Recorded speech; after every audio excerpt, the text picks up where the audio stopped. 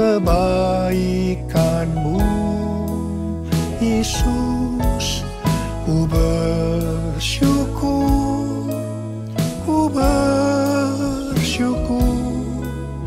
atas kasih setia-Mu, atas kasih setia-Mu.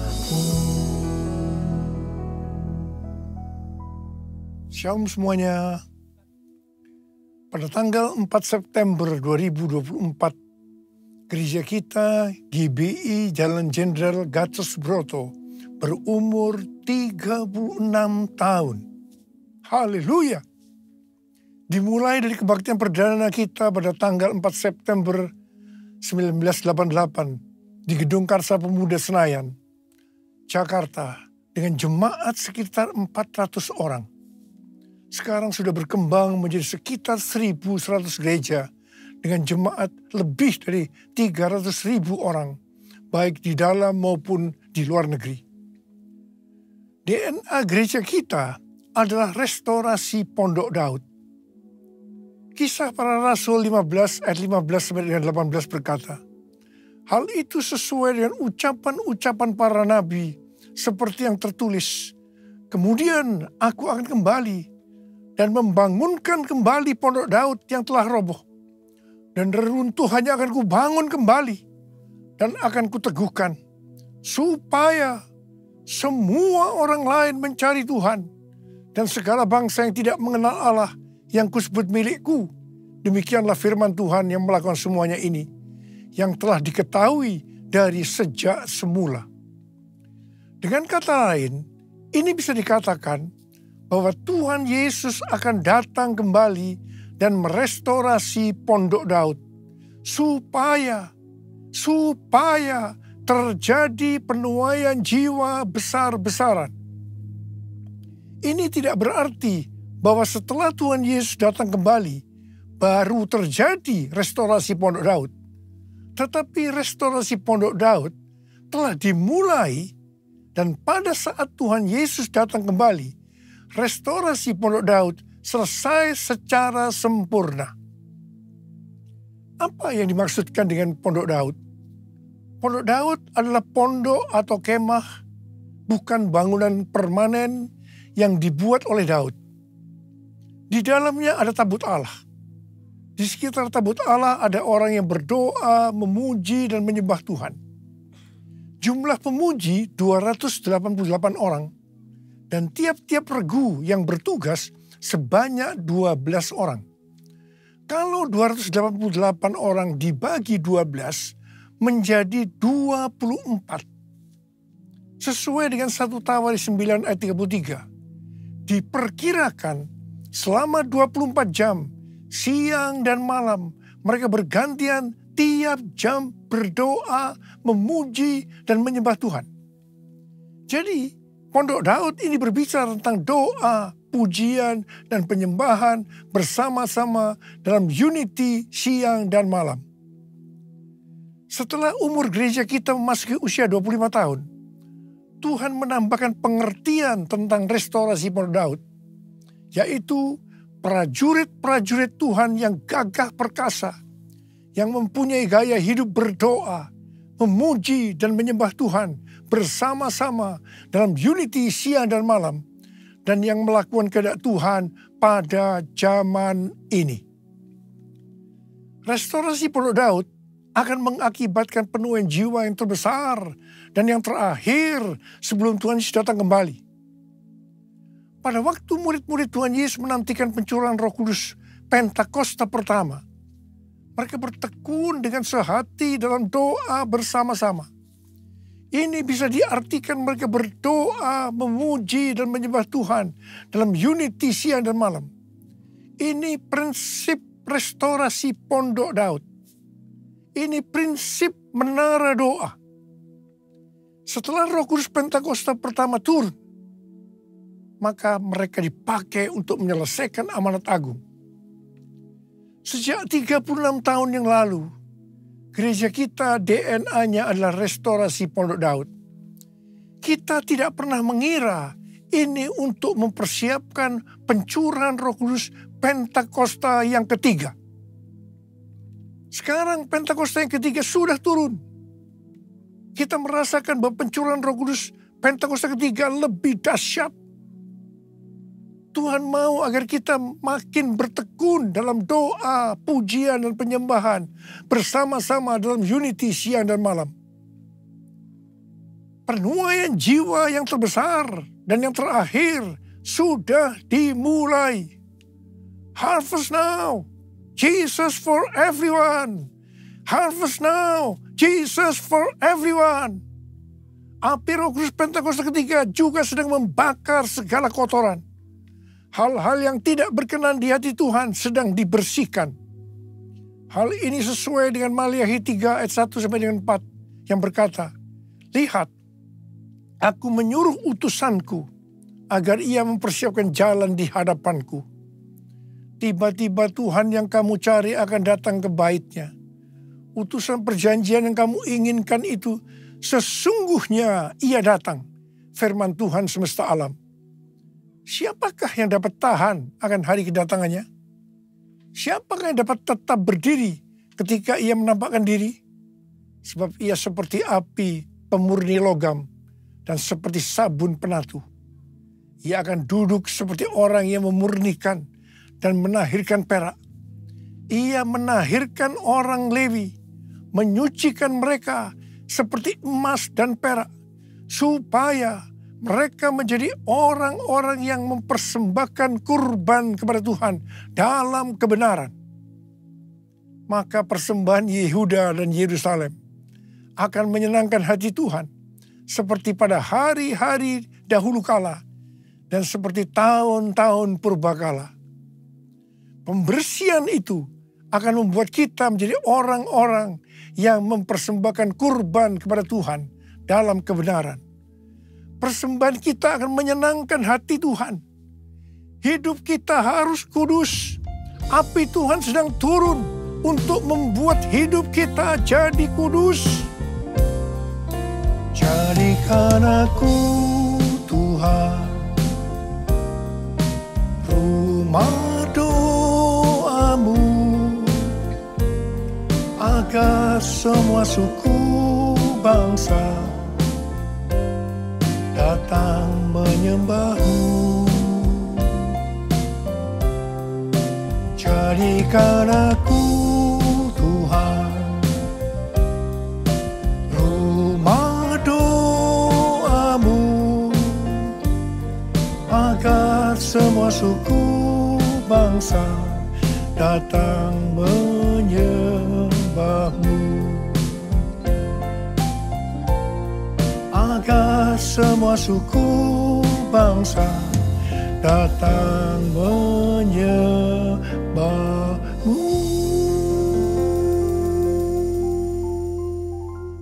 Perjalanan rohani kita sampai dengan tahun 2033 untuk menyelesaikan amanat agung bisa digambarkan seperti perjalanan bangsa Israel memasuki tanah Kanaan atau tanah perjanjian di bawah pimpinan Yosua. Yosua 3 ayat 4 berkata bahwa perjalanan ini akan melalui jalan yang belum pernah dilalui sebelumnya. Perjalanan ini akan dipimpin oleh tabut Allah. Supaya tahu tuntunan tabut Allah, maka harus ada jarak sekitar 2000 hasta, sekitar 914 meter. Perjalanan kita untuk menyelesaikan amanat agung dan memasuki tahun 2033 akan melalui jalan yang belum pernah kita lalui sebelumnya. Karena itu perjalanan ini akan dipimpin oleh Roh Kudus. Supaya kita tahu pimpinan Roh Kudus, maka kita harus banyak berdoa, memuji dan menyembah Tuhan dalam unity siang dan malam. Hidup kita harus kudus. Tanpa kekudusan kita tidak akan melihat Tuhan. Tanpa kekudusan kita tidak akan mengerti tuntunan Roh Kudus. Yang percaya katakan amin. Tuhan memberikan tuntunan kepada kita seperti yang ditulis dalam Yesaya 43 ayat 18 sampai dengan 21. Janganlah mengingat-ingat hal-hal yang dahulu. Janganlah memperhatikan hal-hal yang dari zaman purbakala. Lihat, aku hendak membuat sesuatu yang baru, yang sekarang sudah tumbuh. Belumkah kamu mengetahuinya? Ya, aku hendak membuat jalan di padang gurun, dan sungai-sungai di padang belantara. Binatang liar akan memuliakan aku, serigala dan burung unta, sebab aku membuat air memancar di padang gurun, dan sungai-sungai di padang belantara, untuk memberi minum umat pilihanku. Umat yang kubentuk bagiku akan memberitakan kemasyuranku. Di sini Tuhan memberikan kepada kita pengertian sebagai berikut. Cara-cara yang dipakai sekarang menuju tahun 2033 tidak sama dengan yang dipakai di zaman dulu. Sebenarnya Tuhan sudah menunjukkan kepada kita caranya. Hanya kita belum mengerti sepenuhnya. Membuat jalan di padang gurun dan sungai di padang belantara pada zaman itu merupakan sesuatu yang mustahil dapat dilakukan. Mungkin kita menganggap cara-cara yang dipakai sekarang ini tidak mungkin dilakukan. Tetapi bagi Tuhan tidak ada yang mustahil. Yang percaya katakan amin. Tuhan akan membuat air memancar di padang gurun dan di padang belantara. Jadi di tengah-tengah kegelapan yang menutupi bumi dan kekelaman menutupi bangsa-bangsa, justru Tuhan akan mencurahkan Roh Kudus-Nya yang akan memenuhi umat pilihannya. Ini akan membuat semua bersuka cita dan umat Tuhan akan memberitakan kemasyuran Tuhan. Umat pilihannya akan menyelesaikan amanat agung. Haleluya! Untuk menyelesaikan amanat agung sampai dengan tahun 2033, kita harus memfokuskan diri kepada 3 hal. Yaitu yang pertama, tahun 2033. Yang kedua, harvest now. Yang ketiga, Jesus for everyone. Jesus for everyone. Jesus for everyone. Jesus for everyone. Jesus for everyone. Jesus for everyone. Jesus for everyone. Jesus for everyone. Jesus for everyone. Haleluya. Tanggal 3 sampai dengan 5 Juli 2024 di SICC diadakan konferensi Everyone Asia, Reaching Every Person on Earth. 6 generasi semua hadir, yaitu generasi silent, baby boomer, X, Y atau milenial, Z, dan generasi alpha. Saya waktu itu bertanya-tanya kepada Tuhan, Tuhan, bagaimana cara untuk membuat mereka semua dapat mengerti pesan-pesan Tuhan? Karena umur mereka dari di bawah 15 tahun sampai dengan di atas 80 tahun. Saya bertanya-tanya kepada Tuhan berulang-ulang. Dan akhirnya Tuhan berkata kepada saya, itu bukan urusanmu, tetapi bagianmu melakukan yang aku suruh kepadamu. Saya jawab, ya Tuhan. Tetapi saya terus berpikir, bagaimana supaya menyatukan mereka? Terakhir, baru saya diberikan pengertian bahwa yang menyatukan mereka adalah doa, pujian, dan penyembahan bersama-sama dalam unity siang dan malam. Haleluya! Sesuai dengan yang tertulis dalam Yesaya 60 ayat 1 sampai dengan 7. Yang mengatakan bahwa sebab sesungguhnya kegelapan menutupi bumi dan kekelaman menutupi bangsa-bangsa. Tetapi terang Tuhan terbit atasmu dan kemuliaannya menjadi nyata atasmu. Sebab itu bangkitlah, menjadi teranglah. Sebab terangmu datang dan kemuliaan Tuhan terbit atasmu. Kalau kita bangkit dan menjadi terang, maka bangsa-bangsa dan raja-raja datang kepada terang yang terbit atas kita. Artinya akan terjadi penuaian jiwa secara global.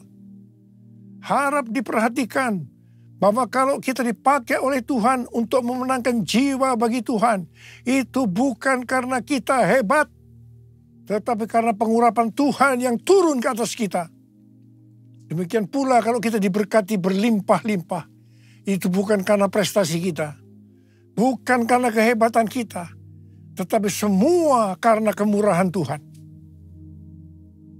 Hal yang kedua, kalau kita mau bangkit dan menjadi terang, kita akan tercengang dan akan berbesar hati. Sebab kelimpahan dari seberang laut akan beralih kepada kita. Dan kekayaan bangsa-bangsa akan berpindah kepada kita. Yang percaya katakan amin. Harap diperhatikan. Kalau kita diberkati oleh Tuhan dalam hal materi, itu bukan hanya untuk kepentingan pribadi kita, tetapi yang lebih penting adalah untuk dipakai menyelesaikan amanat agung. Ini sesuai dengan Yesaya 60 ayat 7 yang berkata, segala kambing domba Kedar akan berhimpun kepadamu. Domba-domba jantan Nebayot akan tersedia untuk ibadahmu. Semuanya akan dipersembahkan di atas mezbahku sebagai korban yang berkenan kepadaku.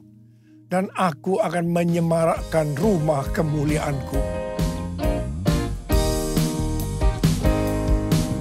Bangkitlah, terangmu sudah datang. Bangkitlah, terangmu sudah datang. Kemuliaan Tuhan telah terbit. Kemuliaan Tuhan telah datang. Kemuliaan Tuhan telah terbit atasmu, atasmu, atasku. Bangkit dan jadi teranglah, artinya kita harus berbuah. Tuhan Yesus berkata dalam Yohanes 15 ayat 1-2, akulah pokok anggur yang benar, dan Bapakulah tukang kebunnya. Setiap carang padaku yang tidak berbuah dipotongnya, dan setiap carang yang berbuah dibersihkannya, supaya ia lebih banyak berbuah. Carang yang tidak berbuah dipotong, jatuh ke tanah, menjadi kering, kemudian dikumpulkan orang, dan dicampakkan ke dalam api, lalu dibakar. Jadi, kalau kita tidak berbuah, akibatnya akan dimasukkan ke dalam api neraka. Jangan sampai tidak berbuah. Waktu Tuhan Yesus memberikan perumpamaan tentang penabur benih, dikatakan ada benih yang jatuh di semak duri.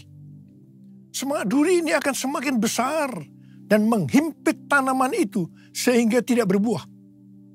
Ini menggambarkan orang yang mendengarkan firman, lalu kekhawatiran dunia, tipu daya, kekayaan, dan kenikmatan hidup menghimpit firman sehingga tidak berbuah.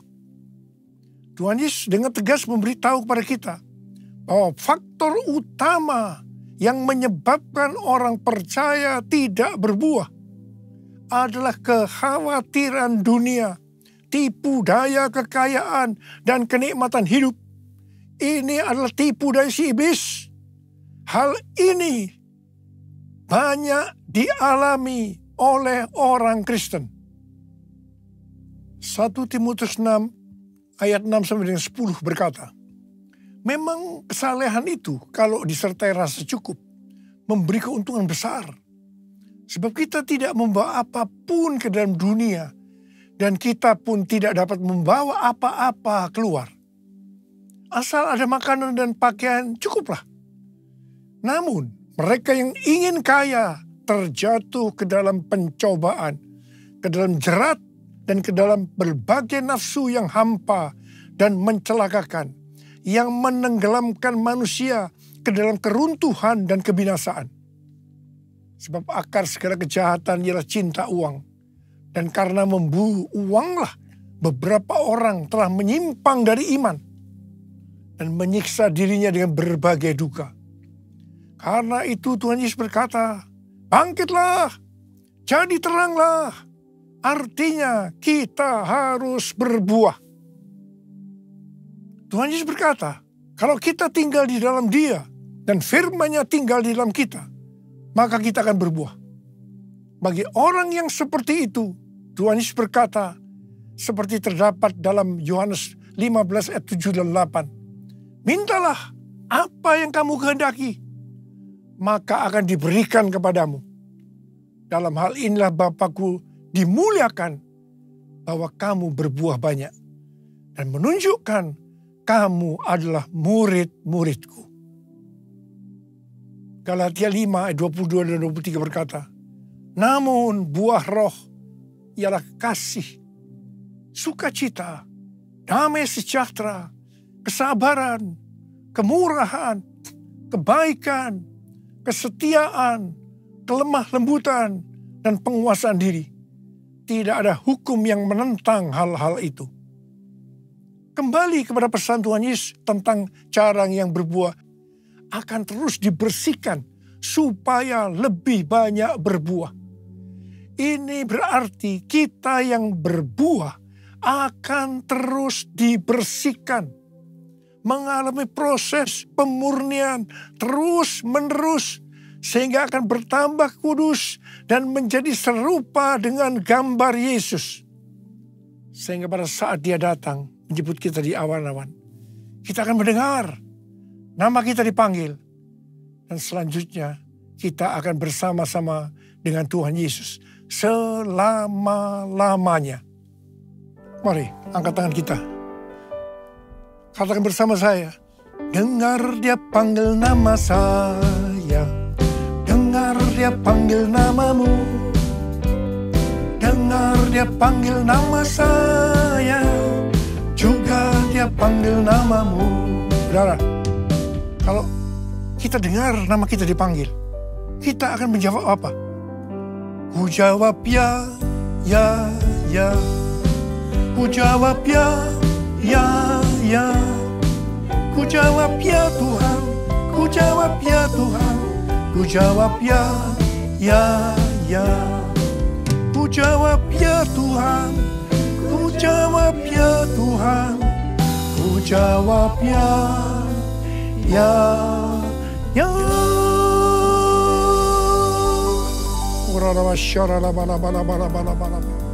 Mari kita berbahasa roh saat ini.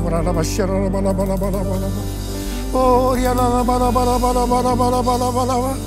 berdoa Tuhan, berdoa buat anak-anak-Mu, curahkan pengurapan-Mu saat ini. Berikan kami kuasa, berikan kami kuasa untuk menyelesaikan amanat agung. Berikan kami kuasa untuk menyelesaikan amanat agung. Terima pengurapan Tuhan. Terima.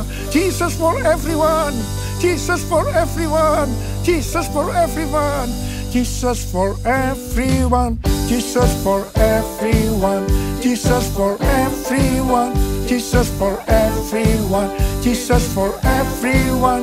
Jesus for everyone. Jesus for everyone. Jesus for everyone. Haleluya.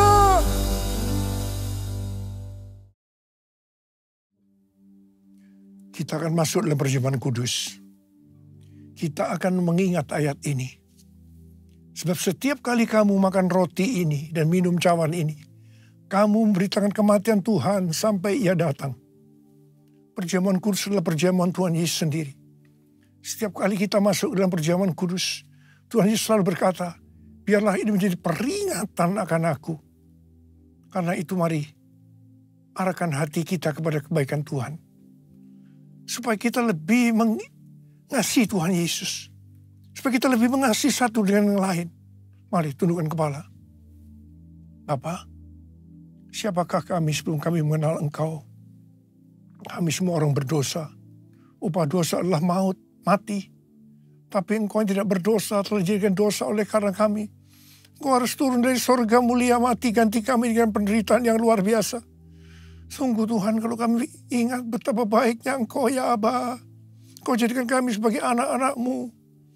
Engkau berkati, Engkau tuntun, Engkau bela, Engkau lindungi kami, Engkau sembuhkan kami. Engkau tegur juga kalau kami salah ya Tuhan. Itulah Engkau ya Aba. Engkau ya Aba. Terima kasih. Terima kasih, terima kasih, terima kasih.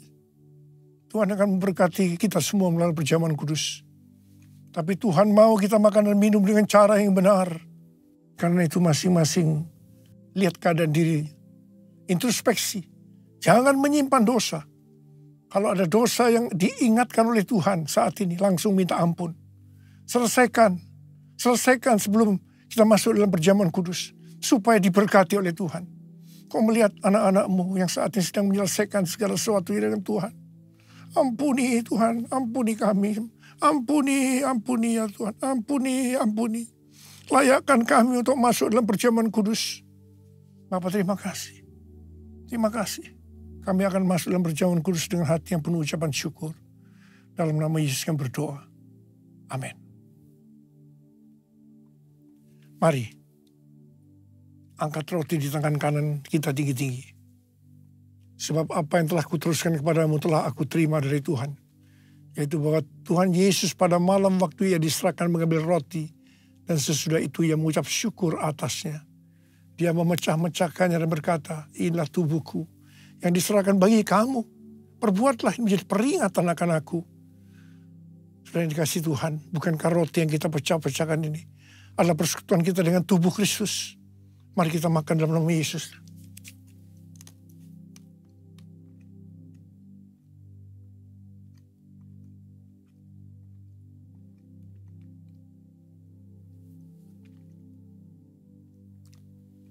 Angkat cawan di tangan kanan kita tinggi-tinggi.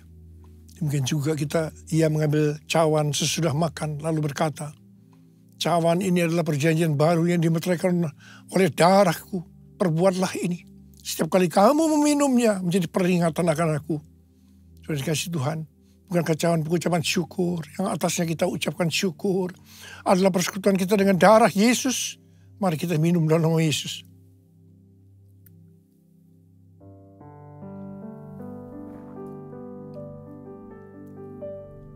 Angkat tangan kita di depan Tuhan. Ucapkan syukur dengan suara. Jangan diam. Keluarkan suara. Ya Tuhan, terima kasih. Terima kasih ya Tuhan. Terima kasih ya Tuhan. Terima kasih Tuhan. Terima kasih. Oh,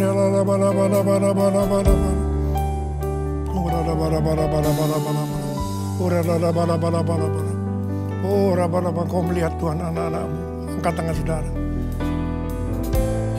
Ya Tuhan, mereka membutuhkan jamahan Tuhan saat ini. Jamah anak-anakmu. Jamah anak-anakmu satu persatu ya. Jamah. Saat ini kau sedang menyembuhkan yang sakit. Sedang membebaskan yang terikat. Kau menghibur yang susah. Kau menguatkan yang lemah. Kau memberikan pengharapan yang baru.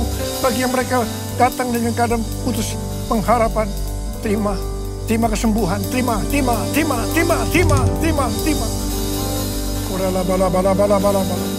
Oh Tuhan, terima kasih. Tuhan, terima kasih. Tuhan, terima kasih. Tuhan, terima kasih. Terima kasih, Yesusku. Terima kasih, Yesusku.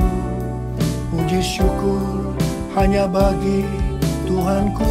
Terima kasih, Yesusku. Terima kasih, Yesusku. Puji syukur hanya bagi Tuhanku. Terima kasih Yesusku. Terima kasih Yesusku. Puji syukur hanya bagi Tuhanku. Terima kasih Yesusku. Terima kasih Yesusku. Puji syukur hanya bagi Tuhanku. Puji syukur hanya bagi Tuhanku. Puji syukur hanya bagi Tuhanku.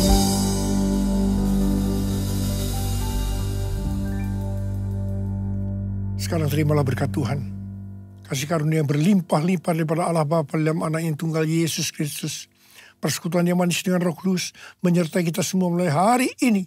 Sampai Tuhan Yesus datang menjemput kita di awan-awan dan bahkan sampai selama-lamanya. Yang percaya bersama-sama katakan Amin.